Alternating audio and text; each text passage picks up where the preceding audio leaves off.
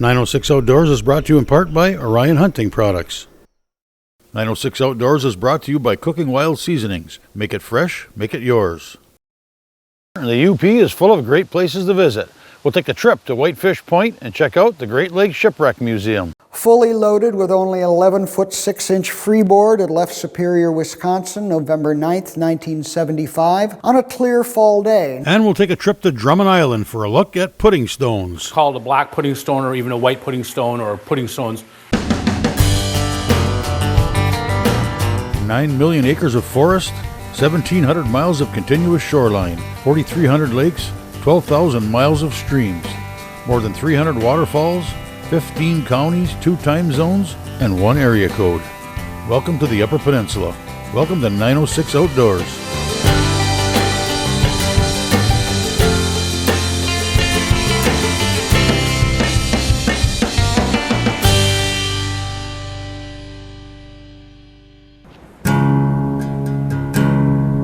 When we last had contact with him, the mate had talked to him at about 10 minutes after 7, 1910, and he said he was going along fine and no problems.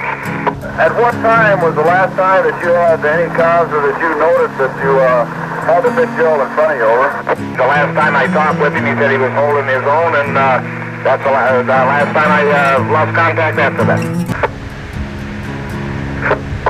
It looks from the information that we have that it's fairly certain that the Fitzgerald went down, and we're talking now about a matter of life and death and looking for survivors that might be in life rafts or in the water, and we can only ask the masters to do the best without hazarding their vessel.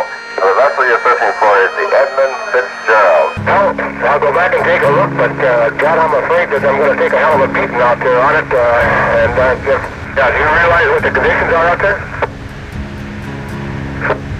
Hello, Super. You realize what the conditions are out there, don't you? Ships have sailed the Great Lakes since the 17th century. Thousands have disappeared, many never to be found. The exact number of shipwrecks is unknown. The Great Lakes Shipwreck Museum estimates 6,000 ships and 30,000 lives lost. Other estimates dictate as many as 25,000 ships have disappeared on these sometimes treacherous waters. In the period between 1816, when the Invincible was lost, to the sinking of the Fitzgerald in 1975, the Whitefish Point area alone has claimed at least 240 ships. Whitefish Point is located at the extreme southeastern end of Lake Superior. It is a critical turning point for all vessel traffic entering and leaving this largest of all the Great Lakes. In 1849, Congress established a lighthouse here, and the life-saving beacon has illuminated these dangerous waters ever since. Whitefish Point is now home to not only the lighthouse, but also the Great Lakes Shipwreck Museum. Now, the Great Lakes Shipwreck Historic Society was founded back in the late 1970s by concerned divers, teachers, educators, concerned that the maritime heritage of the shipwreck coast was being lost. Lost to time, disintegration over the years, the water, as well as, unfortunately, divers who are now frequenting the area with the development of equipment that most people can learn to use, getting scuba licenses to dive deeper and deeper. There was concern that some of the wrecks would start being picked over. And so by actually participating with the Michigan Department of Transportation and other authorities, the Great Lakes Shipwreck Historic Society divers did document and research and really perfect the occupation of deep water archaeology in order to make sure that these shipwrecks would be measured, would be cataloged, would be described, and placed on the historic registry. Through the activities of the Society, dives that have been made over the last several decades, there's approximately 350 square miles of Lake Superior around Whitefish Point that is protected. And all the shipwrecks now are property of the state of Michigan and will be watched and preserved for future generations. As the divers' motto now is, take only pictures, leave only bubbles. And indeed, this is a display of one of the first shipwrecks that was investigated by the divers, the Independence, the ship that was portaged around through Sault Ste. Marie. These are some of the actual timbers from the keel and the hull section, which are still on the bottom of Lake Superior and Whitefish Bay.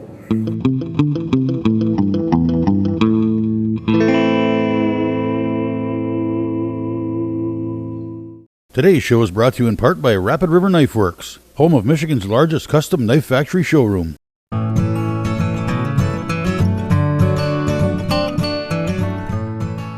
What we have here at the Whitefish Point Shipwreck Museum is a history of shipwrecks as they have occurred during the modern era, from the time of the French traders right through the British fur companies, and following the shipwreck history right up until the modern era, focusing of course on the wreck of the Edmund Fitzgerald, the last major shipwreck in 1975. First explorers were the French explorers setting up the fur trade, bringing in trade goods such as metal knives, axes, gunpowder, and weapons to replace the stone implements, flint arrowheads, stone axes. A trade system was set up, and that trade was really the key to expansion on the Great Lakes ever since. Primarily looking for furs, trading the furs for trade goods, metal goods coming from Europe. Now, the first European shipwreck was the Invincible, a British ship built in 1802 in Sault Ste. Marie, Michigan. The Invincible was a freighter, and it was being used in 1816 to bring troops back from Fort William, otherwise known as Thunder Bay, Ontario. And it wrecked off Whitefish Point. That was basically the first charted shipwreck. Now, even though we have good authority exactly where the shipwreck happened with regards to the point, erosion over the last 200 years has made the exact location of the Invincible still a mystery. The Independence was the first steamship to actually brave the Northern Sea, or the freshwater Sea of Superior. Originally it was built for ocean travel, but the engine just wasn't up for it, so it was modified and then brought up to Lake Superior by actually transporting it on land from the lower lakes, bypassing the rapids of the St. Mary's River, moving the ship through the town of Sault Ste. Marie on log rollers, a process that took 6 weeks for them to eventually then be able to launch the ship on Lake Superior. Unfortunately, by 1853, the engine itself proved unreliable, as there was a large explosion on board of the boiler which sent it to the bottom. Early days of diving, of course, were the hard hat divers. These gentlemen would be the ones who would jump off the ship with all these weights and lead weights, relying upon the people on the top to completely supply them with the air that they would need during their working down at the bottom. But indeed, they did do this job for many, many years, keeping the sea lanes open up here on our freshwater sea that shipping can continue to move through. With the deep water of Lake Superior, the extreme cold, and the lack of oxygen at the bottom, many items which are on these shipwrecks have been amazingly preserved over the many decades. Some shipwrecks that are over 100 years old reveal cargo that is completely intact. Also are amazingly preserved the glassware and the porcelainware, as these ships at the Great Death would settle to the bottom and basically were immune to the storms and the seas raging hundreds of feet above, so that much of the items on the ships do remain intact as they had been the day they actually sunk. And again, as we're progressing through time here, we're getting to more and more modern ships, which unfortunately still had problems getting around through the rough seas of Whitefish Point. Particular note here, the Samuel Mather. This ship was hauling grain, and as such, when it sank, it didn't plunge to the bottom, it settled to the bottom, grain being so much lighter. And I think that accounts for the fact that this fine glassware survived a cataclysmic shipwreck at the surface and a sinking down into 185 feet of water. Preserved the way Superior preserves everything, with no oxygen and extremely low temperatures way down beneath the surface. The Myron, one of the more unfortunate stories. The ship went down in Whitefish Bay. The captain of the ship, following time-honored procedures of nautical history, made sure that his entire crew was in the lifeboats and they got free from the ship. He stayed with the ship up in the pilot house. When the ship actually sank, the pilot house got blown off the deck with him in it. He clung to the roof of the pilot house, floating for approximately 20 hours before he was picked up and fished out of the water. Unfortunately, the fate of his crew was less successful. In the lifeboat, they got stranded in an ice floe, and indeed, they were not found until the following spring. They had all perished of hypothermia, frozen in their lifeboats before successfully reaching the shore.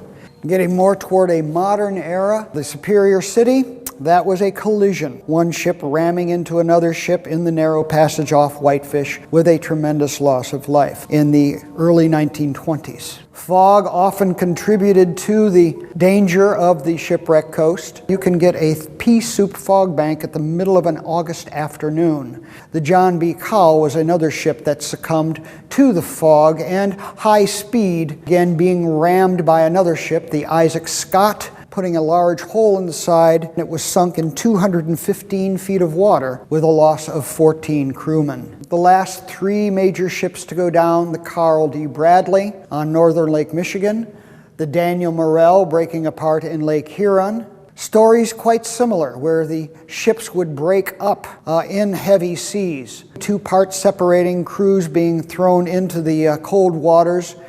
All of these artifacts now are property of the state of Michigan, and we will preserve them here in our museum so that future generations can understand the tremendous sacrifices and struggles that it took for our country to go from a fledgling nation in 1800 to becoming a world power only about 125 years later. The movement of iron ore, coal, the raw materials, as well as then the food and the medical supplies that needed to be brought up to support communities such as Munising, Marquette, the Keweenaw Peninsula, Ashland, Superior, Wisconsin, Duluth, and the Arrowhead of Minnesota. They supplied the raw materials. The country supplied the food and equipment they needed to do their jobs. The ships were the necessary connection between the two that even today are hauling thousands and thousands of tons of product up and down the Great Lakes to keep the industries of the United States and indeed the entire world running with natural resources coming from the Superior Basin.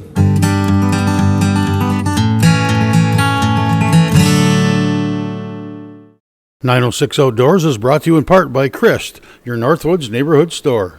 And we saw a life jacket, but they can't hold them long enough to maneuver to get up to where we're going to pick something up, which I'm trying to do right now. But we're right in the area where we spotted all the debris. We're right in the area because we picked up several pieces of orange-type wood, looks like, out of a lifeboat, and that definitely was a life jacket. Let's see if I can get a name. Most famous shipwreck of recent time, the Edmund Fitzgerald.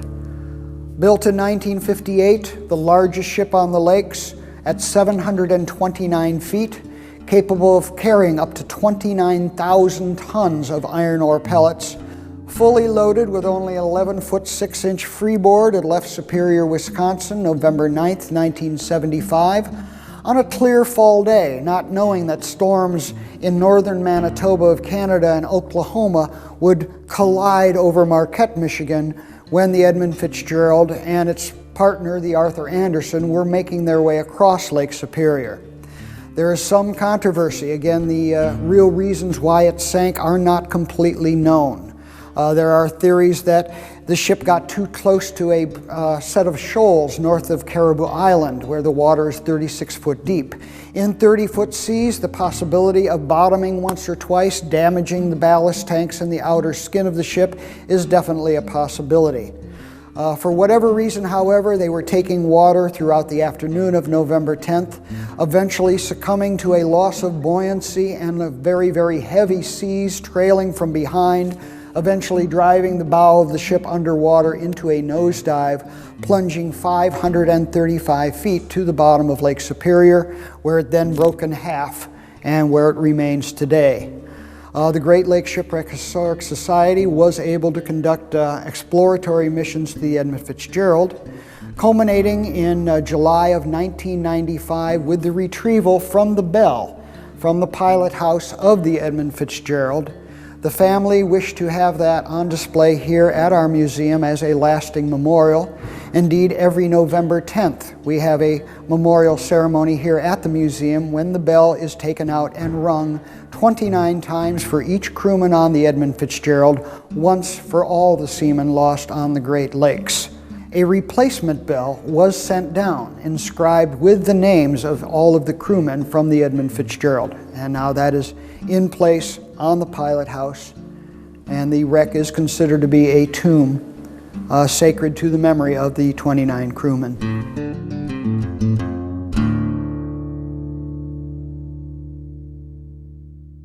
And so the centerpiece of the museum is the second order Fresnel lens, which originally was in place on top of the White Shoal Light, approximately 20 miles west of the Mackinac Bridge at the northern end of Lake Michigan.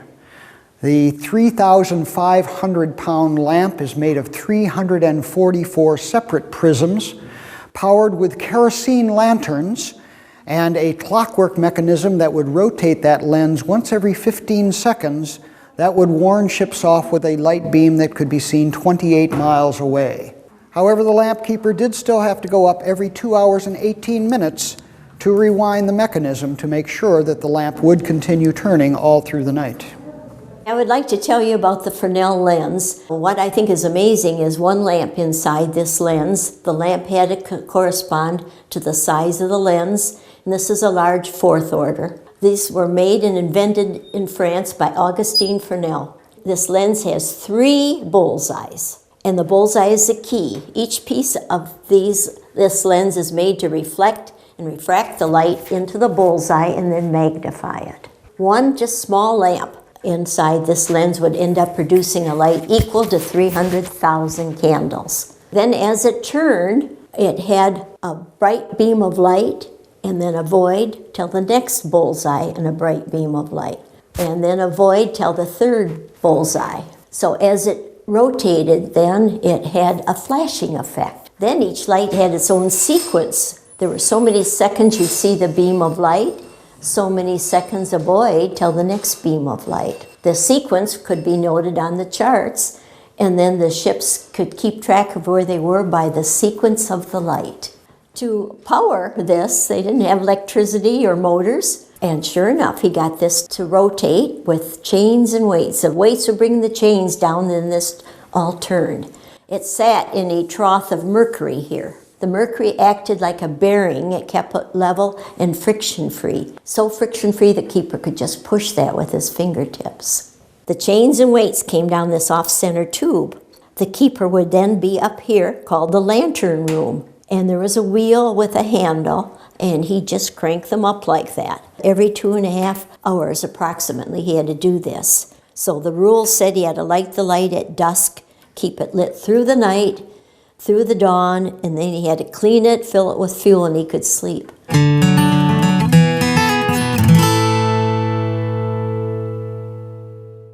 906 Outdoors is brought to you in part by Blades Bait and Tackle, your year-round connection to fishing bait enoch.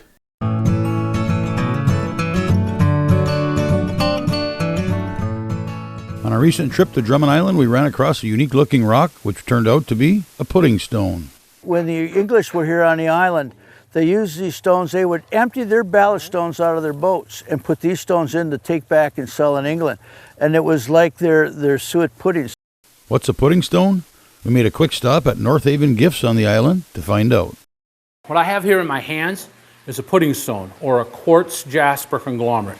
They were named by the British, or at least that's the story, in about 1815 on St. Joseph Island, and the British believe they looked like boiled suet pudding with berries. So that's how they get their name. This is what they classify as a white one locally, okay? This one here is a black one, or a Golgonda tillite. It's called a black pudding stone, or even a white pudding stone, or pudding stones. They're just names that somebody invented. The official name is Golgonda tillite, and this one here, the white one, is a quartz jasper conglomerate. Here at North Haven Gifts, we make all kinds of stuff from pudding stone. Night lights, we make bookends, door pulls, coasters, trivets. We make all kinds of jewelry. This is a prototype piece. It's done with sterling silver. This knife that you see right here, the steel was made in Colorado. We're only the stone people. The stone is from pudding stone. We make these in both white and black. The sheath's made by an Amish gentleman in Flint, Michigan. A trapper folding knife, two-bladed folding knife. We make 5 different kinds of folding knives. We make 6 different kinds of hunting knives, fixed blades. We make crosses, we make hearts. This is one of the things that my wife does that is kind of unique. See how the bale is finished here? See how the rock is interlaid? This is a prototype piece she just made. Pudding stones and Golgonda tillites were made in the time of the glaciers, okay? And exactly when they were made, how many millions of years ago, I'm not sure. But geologists tell me, and I've had many of them here, that a Gogondotiliite is about 1 million years older than a quartz jasper conglomerate or white pudding stone, and it's about 12 times more rare. So the Gogondot, most people don't realize the difference, but this is actually a more rare rock. Inside of a quartz jasper conglomerate, of course the quartz, these white areas are quartz. These red areas are jasper, and they're a level 7 hardness, making this rock extremely hard to cut. I mean, like a Petoskey stone is like a level 2.5, just to give you an idea. Granite's like level 4. So this is a very hard rock. Also, these dark areas, some geologists tell me they're chert, okay? And chert is what the Native Americans used to make arrowheads, spearheads, axe handles, all that kind of stuff in this part of the world. The Ojibwe and the Cream used it. Now, normally, chert is found on its own in bigger pieces. Also in conglomerates, you can find silver, gold, diamonds, copper, granite, other things. When the glaciers were formed, whatever area they rolled through, whatever riverbeds they picked up from to form this is what ended up in them. Pudding stones have a quite large range. According to the Canadian government, they're more in tune to this than we are. The range is about 150 miles wide. It extends to about 40 miles north of us, and you can find pudding stones clear to like Cadillac, Michigan. Most of them, when you get beyond Sheboygan, Charlevoix area, go down into the earth, and they're found in farmers' fields where the earth slowly rises them. Here on Drummond Island and in St. Joseph Island, if you can think of it as an epicenter to an earthquake, is where the most of them were. So we're, according to the Canadian government, Drummond and St. Joseph Island, which is our neighbor just to the north on the Canadian border, is where most of the pudding stone was found. Feel free to join us on Facebook or visit us at 906outdoors.com. Thanks for watching, and we invite you to join us next week for another adventure right here on 906 Outdoors.